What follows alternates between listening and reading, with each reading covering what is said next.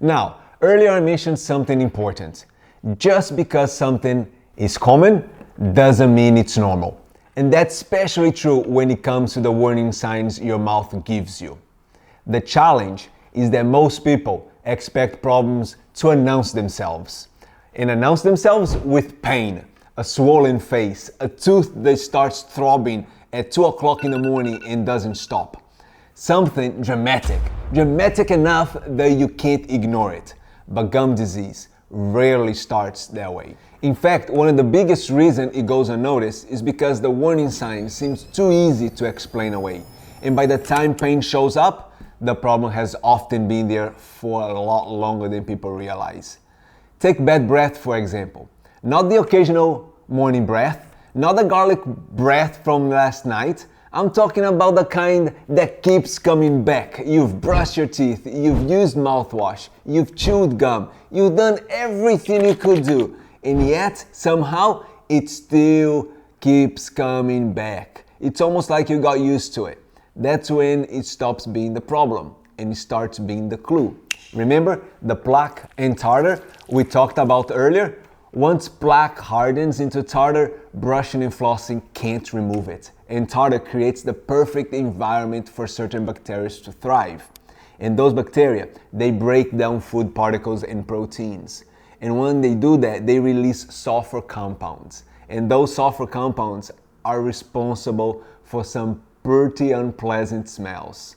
So the smell itself isn't really the issue. The smell is the signal. It's your mouth trying to tell you that something may have been building up for quite some time. Then there is bleeding. Probably one of the most ignored warning signs of all, because most people already have a very good explanation for it. I brushed too hard. I was a bit rough with my floss. My gums have always been sensitive. Sound familiar? Well, healthy gums don't usually bleed during normal flossing or brushing. Think about it this way. If your hands started bleeding every time you wash them, you wouldn't accept that as normal.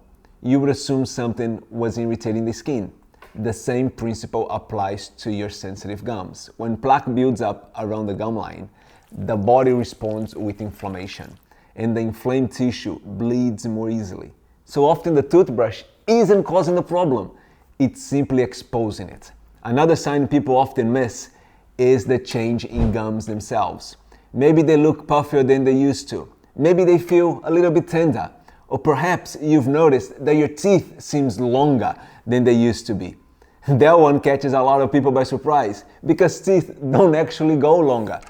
What's happening is that your gums have started to pull away, and once gum recession progresses, it doesn't simply grow back, which is why identifying the issue early really matters. Then there is sensitivity. You take a sip of something hot or cold and suddenly you get a sharp zing. Now, sensitivity can happen for a number of reasons, but when gum recession exposes sensitive areas of the tooth that were previously protected, that sharp zing now becomes much more noticed. And finally, there is one sign that should never be ignored, a tooth that feels loose, or even slightly different when you bite.